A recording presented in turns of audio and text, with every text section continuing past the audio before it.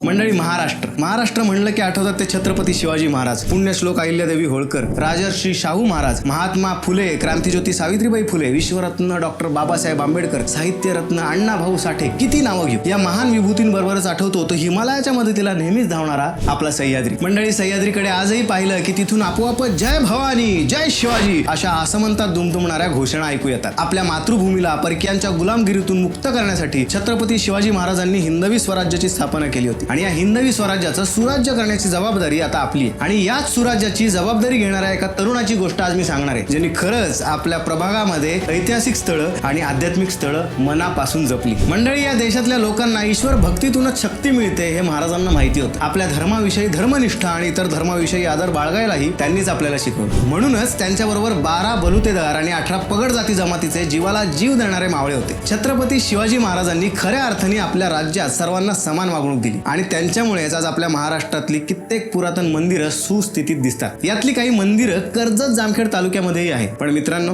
गेल्या काही वर्षापासून या आध्यात्मिक स्थळांची अवस्था वाईट झाली होती आणि इथल्या राजकीय नेतृत्वाने लक्ष न दिल्यामुळे कुठल्याच सोयी इथे उपलब्ध नव्हत्या. मंडळी, खरं तर वास्तविक पाहता ही मंदिरं आणि ही ऐतिहासिक ठिकाणच आपलं वैभव आहे, आपला समृद्ध वारसा आहे. मंडळी, या तरुणांनी इथला ऐतिहासिक वारसा जपण्यासाठी, आध्यात्मिक स्थळं जपण्यासाठी, त्यांचा विकास करण्यासाठी, तिथे पुरेशा सोयी सुविधा उपलब्ध करून देण्यासाठी मोहीमच हातात घेतली. आता तुम्ही म्हणाल त्यांनी नक्की केलंय काय? चला या व्हिडिओच्या माध्यमातून जाणून घेऊया. लाव रे तो व्हिडिओ.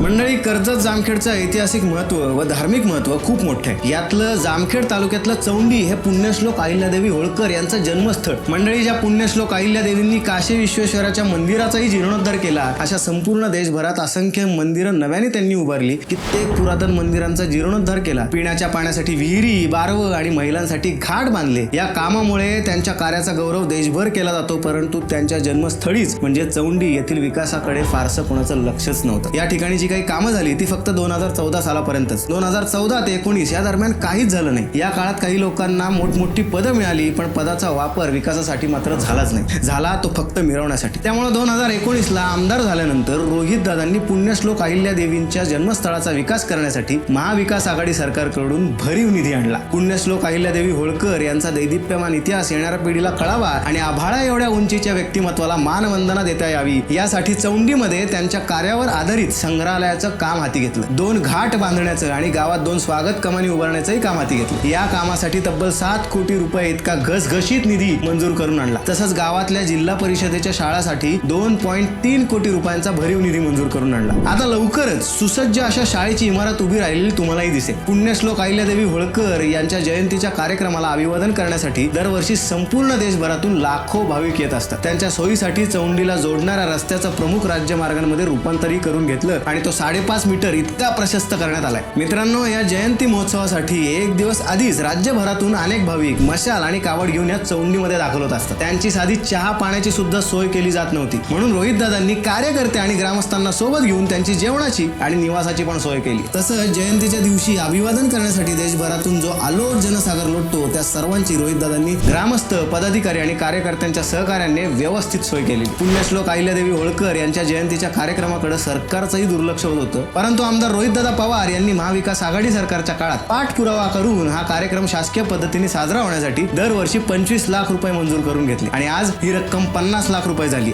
यामुळे पुण्यश्लोक अहिल्यादेवी होळकर यांचा सन्मान राखला गेला, शिवाय भाविकांनाही अधिकाधिक चांगल्या सुविधा पुरवण्यात मदत झाली. मित्रांनो, जयंतीच्या दिवशी मध्यरात्री 12 वाजता पूजा करण्याची प्रथाही गेल्या काही वर्षांपासून आमदार रोहितदादा पवार यांनी सुरू केली. याशिवाय आमदार झाल्यानंतर रोहितदादांनी स्वखर्चातून येथील स्मारकाची दुरुस्ती, रंगरंगोटी आणि प्रलंबित कामं पूर्ण केली. मित्रांनो, याच गावात नागरिकांना पिण्याच्या पाण्यासाठी जलजीवन मिशनच्या माध्यमातून हाती घेतलेल्या नळ पाणी पुरवठा योजनेचं कामही पूर्ण झालंय. शिवाय गावात तलाठी कार्यालय उभारलं असून इथल्या बंधाऱ्याचं लातूर टाईप बॅरेज मध्ये रूपांतर करण्यात येणार आहे. त्यामुळे नदीत पाणी साठवून भविष्यात बोटिंगची पण व्यवस्था करता येणार आहे आणि यामुळेच तर इथलं पर्यटन पण वाढणार आहे. मंडळी, इथलंच एक प्रमुख ऐतिहासिक ठिकाण म्हणजे खर्ड्याचा शिवपट्टण किल्ला. हा जतन आणि संवर्धन करण्यासाठी तब्बल 7 कोटी रुपये इतका निधी मंजूर करून आणला. याच किल्ल्यासमोर जगातील सगळ्यात उंच भगवा स्वराज्य ध्वजही उभारण्यात आलाय. तसंच खर्ड्यातील प्रमुख रस्त्यासाठी भरीव निधी आणून या दुहेरी रस्त्याचं काम सुद्धा पूर्ण केले गेले. या सगळ्यामुळे, पक्क्या रस्त्यांमुळे पर्यटकांना किल्ल्यापर्यंत पोहोचण्याची सोय झाली. नान्नज, सोनेगाव आणि खर्डा या रस्त्यांचंही काम केलं गेलं. मंडळी, आपल्या देशात सगळ्यात जास्त राजकारण खेळलं जातं ते जाती धर्मांवर. कधी कधी जाती धर्मांमध्ये पण यामुळे तेढ निर्माण होते,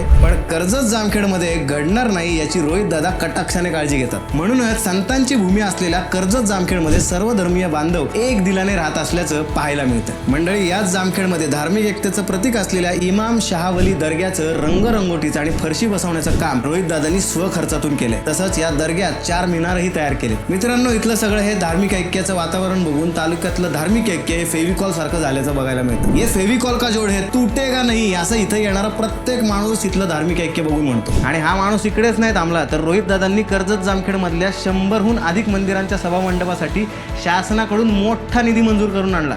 यापैकी अनेक सभामंडपांचं काम पूर्ण झालंय आणि बाकीच्या सभामंडपांचं काम चालू आहे. मंडळी, अष्टविनायकांचा महिमा तर आपल्याला सगळ्यांनाच माहिती. अष्टविनायकांपैकी एक गणपती असलेल्या सिद्धटेक इथल्या सिद्धिविनायकाच्या दर्शनासाठी येणाऱ्या भाविकांसाठी प्रशस्त रस्ता, दर्शन बारी आणि घाट उभारणी हे सुद्धा करून ठेवलंय. अहो, जामखेडच्या मारुती मंदिरासाठी सभामंडप, कर्जतमध्ये चैत्यभूमीची कमान, जामखेडचं ग्रामदैवत, नागेश्वर मंदिराकडे जाणारा रस्ता, खंडोबाचं देवस्थान म्हणून प्रसिद्ध असलेलं देवदैठण, शेगुड मधील खंडोबा देवस्थान, मांदळी येथील लालगीर बाबा स्वामी मंदिर, कोरेगाव इथलं कोरेश्वर मंदिर यांच्या सभामंडपासाठी भरीव निधी आणलाय. यासोबत राशींमध्ये श्री जगदंबा देवीच्या पालखी सोहळ्याची प्रतिकृती सुद्धा साकारली गेली. बिटकेवाडीमध्ये तुकाई देवीच्या मंदिरासाठीही रोहित दादांनी 1000 गोणी सिमेंट, सोबतच श्री क्षेत्र आदमापूरमध्ये सद्गुरू संत श्री बाळूमामा ट्रस्टसाठी पिण्याच्या पाण्याचा टेम्पो टँकर आणि ट्रॅक्टर ट्रॉली सुद्धा देण्यात आली. गणेशवाडीमध्येही सद्गुरू संत श्री बाळूमामा यांच्या मंदिरासाठी 10 टन स्टील आणि 1500 गोणी सिमेंट सेवा म्हणून देण्यात आलं. नान्नजच्या श्री नंदादेवी मंदिराच्या सभामंडपासाठी 25 लाख रुपये, राशींच्या भैरवनाथ मंदिरासाठी पेवर ब्लॉक, जवळा येथील श्री जवळेश्वर मंदिराचं सुशोभीकरण, राक्षसवाडी, बुद्रुक, केसवाडी, परीटवाडी, कोपर्डी इथल्या मंदिरांसाठी रोहित दादांनी मोठा निधी आणला. बापरे, मला सांगून दम लागला, या माणसाला करून कसा दम लागत नाही. मंडळी, या सगळ्यांसोबतच श्री क्षेत्र गहिनीनाथच्या पायथ्याजवळ विंचरणा नदी उगम पावते. या नदीची दुरावस्था झाली होती आणि रोहित दादांच्या माध्यमातून नदी पात्रातला गाळ आणि कचरा काढून नदी पण स्वच्छ करण्यात आली. तसंच इथल्या नदीच्या तीरावर श्री भगवान शंकराची 21 फुटी आकर्षक मूर्ती बसवण्यात आली. शिवाय इथं एक सेल्फी पॉइंटही बनवण्यात आलाय. इथं गेल्यानंतर तुम्हाला सेल्फी काढण्याचा मोह आवरणार नाहीये. आता जरा तुम्हाला याच तालुक्यात असणाऱ्या खर्डाबद्दल सांग. खर्डा इथं दसऱ्याला खर्डा दसरा महोत्सवाचं आयोजन करण्यात येतं. यामध्ये वेगवेगळ्या साहसी खेळांची चित्तथरारक प्रात्यक्षिकं दाखवण्यात येतात आणि या कार्यक्रमाला दरवर्षी हजारोंच्या संख्येने कर्जत जामखेडकर हजेरी लावतात. अहो, सध्या कर्जत जामखेड या दोन्ही ठिकाणी भव्य अशा दहीहंडींचं सुद्धा आयोजन करून आपली संस्कृती आणि परंपरा पुढे घेऊन जाण्याचं कामही रोहित दादा मनापासून करतायत. मंडळी, फक्त आध्यात्मिक स्थळांचा विकास करून भागणार नाहीये, तर तिथे पोहोचण्यासाठी रस्ते तेवढेच महत्वाचे आहेत. म्हणून रोहित दादांनी धार्मिक स्थळांना जोडणाऱ्या रस्त्यांचंही काम करून घेतलंय. राशीन ते सिद्धटेक या रस्त्यासाठी 179 कोटी रुपयांचा निधी मंजूर करून आणलाय. पुण्यश्लोक अहिल्यादेवी होळकर यांचं जन्मस्थळ चौंडी ते कर्जत या रस्त्यासाठी 25 कोटी रुपयांचा निधी मंजूर करून आणला. यामुळे पुण्यश्लोक अहिल्यादेवी होळकर यांच्या स्मारकाला अभिवादन करण्यासाठी चौंडीला येणाऱ्या भाविकांची उत्तम सोय झालेली आहे.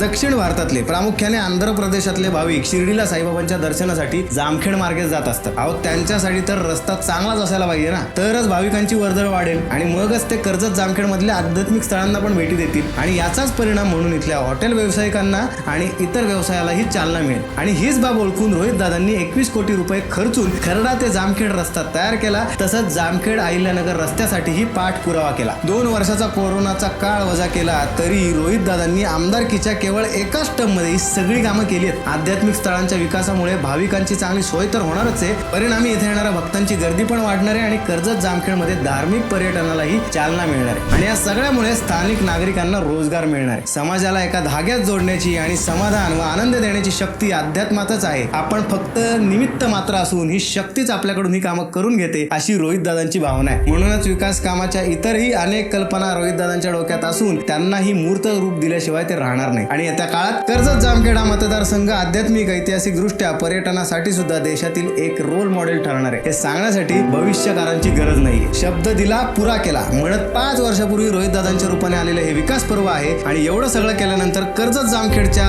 सगळ्या देवदेवतांचा आशीर्वाद रोहित दादांच्या पाठीशी असणार यात शंका नाही. शेवटी कुणी काही म्हणो, पण जो मतदारसंघाला कुटुंबासारखं जपतो तोच आपला असतो. म्हणूनच दिल से दादा फिर से दादा.